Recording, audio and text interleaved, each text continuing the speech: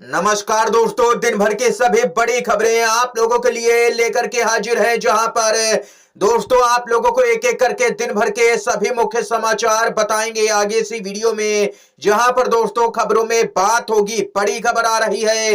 अचानक से विरोध प्रदर्शन के बाद में स्पीकर से मिलने पहुंच गए नेता विपक्ष राहुल गांधी। मोदी शाह में मचा हड़कंप। जी हां दोस्तों, यहां पर उपसभापति जगदीप धनखड़ की कुर्सी पर संकट के बादल नजर आ रहे हैं। राहुल गांधी ने स्पीकर से मुलाकात की।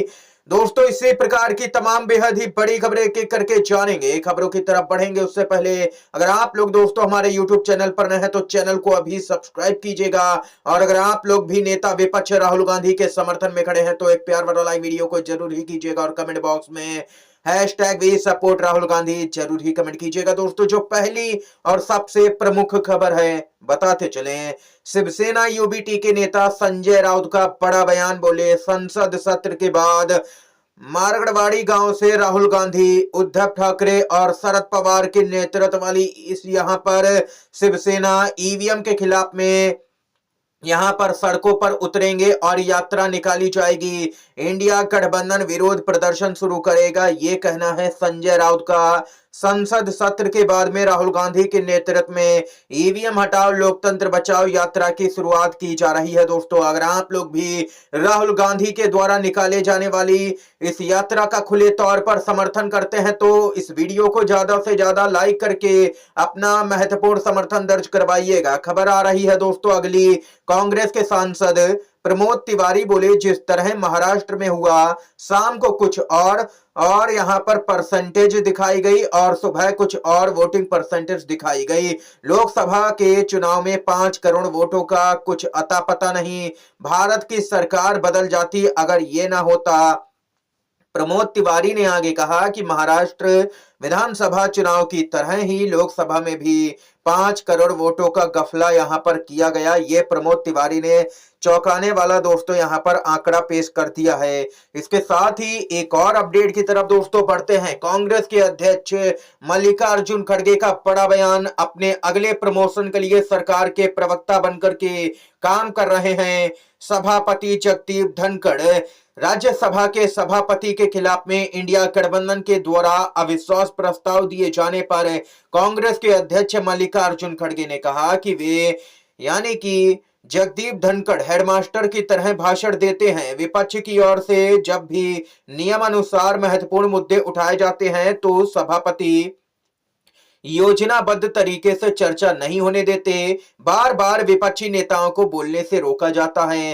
राज्यसभा के सभापति की निष्ठा संविधान और संवैधानिक परंपरा के बजाय सत्ता पक्ष के प्रति है। वे अपनी अगली पदोन्नति के लिए सरकार के प्रवक्ता के रूप में काम कर रहे हैं। मुझे यह कहने में कोई संकोच नहीं है कि राज्यसभा में सबसे बड़ा व्यवधान सभापति खुद हैं। वे ही नहीं चाहते कि राज्यसभा चले, संसद चले। इसके साथ ही दोस्तों बताते चले कि राज्यसभा के सभापति के खिलाफ में इंडिया गठबंधन के द्वारा अविश्वास प्रस्ताव पेश किए जाने पर खड़गे ने आगे कहा कि भारत का उपराष्ट्रपति पद देश का दूसरे सबसे बड़ा यहां पर संवैधानिक पद है। 1952 से आज तक किसी उपराष्ट्रपति के खिलाफ संविधान के आर्टिकल 67 के अंतर्गत उपराष्ट्रपति को हटाने के लिए कोई प्रस्ताव नहीं लाया गया, क्योंकि वे हमेशा निष्पक्ष और पूरी तरह से राजनीति से परे रहे हैं। उन्होंने हमेशा सदन को नियमों के अनुसार चलाया, लेकिन आज सदन में नियमों से ज्यादा राजनीति हो रही है। इसीलिए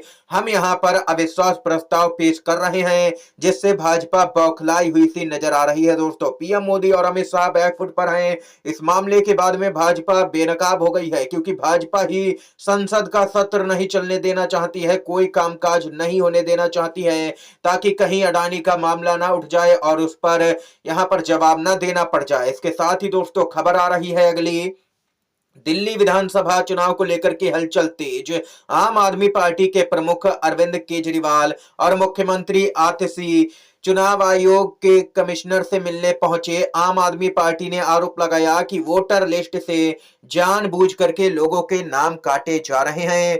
मुख्य चुनाव आयुक्त से मिले अरविंद केजरीवाल और आतिशी। वोटर लिस्ट से लोगों के नाम काटने की शिकायत की है बीजेपी पर आरोप इससे पहले केजरीवाल लगा चुके हैं दोस्तों। इसके साथ ही एक चौंकाने वाला दोस्तों यहां पर खुलासा हुआ है। इस खुलासे को सुन करके आप लोग हैरान रह जाएंगे। बहुत ही चौंकाने वाली अपडेट है, ध्यान से दोस्तों सुनिए। मोदी के नए भारत में 15 करोड़ दो और राज्यपाल बनो। महाराष्ट्र के संघ कार्यकर्ता ने तमिलनाडु के एक वैज्ञानिक को लालच दिया कि 15 करोड़ में वो उसको राज्यपाल बनवा देगा। इसकी गहन जांच होनी चाहिए कि संघ के कितने और कौन कौन से ऐसे ठगी के कार्य में यहां पर लोग लिप्त हैं। कुल मिलाकर के कहा जाए तो भाजपाई एक एक करके लगातार यहां पर ठगी में पकड़े जा रहे हैं। ये बहुत ही शर्मनाक बात है दोस्तों। गुजरात मॉडल तो आपको पता ही है, कभी यहां पर ईडी की फर्जी टीम पकड़ी जाती है, कभी फर्जी डॉक्टर पकड़े जाते हैं, कभी यहां पर जज फर्जी पकड़े जाते हैं। ये अपडेट आई है। इसके साथ ही खबर आ रही है नेता विपक्ष राहुल गांधी का बड़ा बयान। राहुल गांधी बोले, मैंने स्पीकर से मुलाकात कर कहा कि मेरे खिलाफ की जाने वाली अपमानजनक टिप्पणियों को हटाया जाना चाहिए। स्पीकर ने कहा है कि वे इस पर गौर करेंगे। राहुल गांधी आगे बोले कि हमारा उद्देश्य है कि सदन चलना चाहिए और सदन में चर्चा होनी चाहिए। वे मेरे बारे में जो चाहें कहें, लेकिन हम चाहते हैं कि सदन में चर्चा हो। 13 दिसंबर को संविधान पर चर्चा करने की बात तय हुई थी। ये चर्चा होनी चाहिए। मोदी सरकार अडानी पर चर्चा नहीं चाहती, वे मुद्दे को भटकाना चाहते हैं, लेकिन हम इस मुद्दे को लगातार उठाते रहेंगे। वे मेरे ऊपर चाहे जितने आरोप लगा लें, लेकिन हम सदन को चलाना चाहते हैं। ये कहना है दोस्तों नेता विपक्ष राहुल गांधी का। इस बीच यहां पर खबर आ रही है सामने, सांसद पप्पू यादव बोले, कोई भी विकसित देश ईवीएम का इस्तेमाल नहीं करता है तो हमें बैलेट पेपर से चुनाव कराने में आखिर क्या दिक्कत है। ये पप्पू यादव की तरफ से बयान आया है। बिहार में 2025 में विधानसभा का चुनाव होना है। कांग्रेस पार्टी की तरफ से पप्पू यादव ने मोर्चा संभाल लिया है दोस्तों।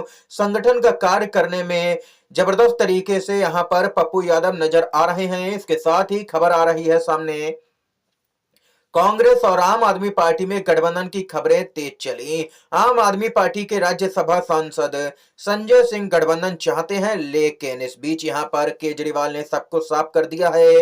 दिल्ली में नहीं होगा आम आदमी पार्टी और कांग्रेस का गठबंधन। आम आदमी पार्टी के संयोजक अरविंद केजरीवाल ने कहा है कि सभी सीटों पर लड़ेगी आम आदमी पार्टी। इससे पहले हरियाणा में भी आम आदमी पार्टी कांग्रेस गठबंधन नहीं हो सका था। ये इंडिया गठबंधन का अगर सही मायनों में देखा जाए तो एक अच्छा फैसला है, क्योंकि अगर गठबंधन होता है तो यहां पर सीधा फायदा भाजपा को होगा, लेकिन अगर गठबंधन नहीं होता है तो यहां पर भाजपा की सरकार किसी भी कीमत पर दिल्ली के अंदर नहीं बन पाएगी। इस बार का चुनाव काफी दिलचस्प नजर आ रहा है। कांग्रेस पार्टी भी मजबूती से चुनाव लड़ती हुई नजर आ रही है और आम आदमी पार्टी तो वैसे भी मजबूत है, लेकिन मुश्किलें भाजपा की बढ़ चुकी हैं दोस्तों दिल्ली के अंदर, क्योंकि पिछले कई सालों से भाजपा सत्ता से पूरी तरह से बेदखल है। दिल्ली की जनता भाजपा को किसी भी सूरत में बर्दाश्त नहीं करना चाहती है।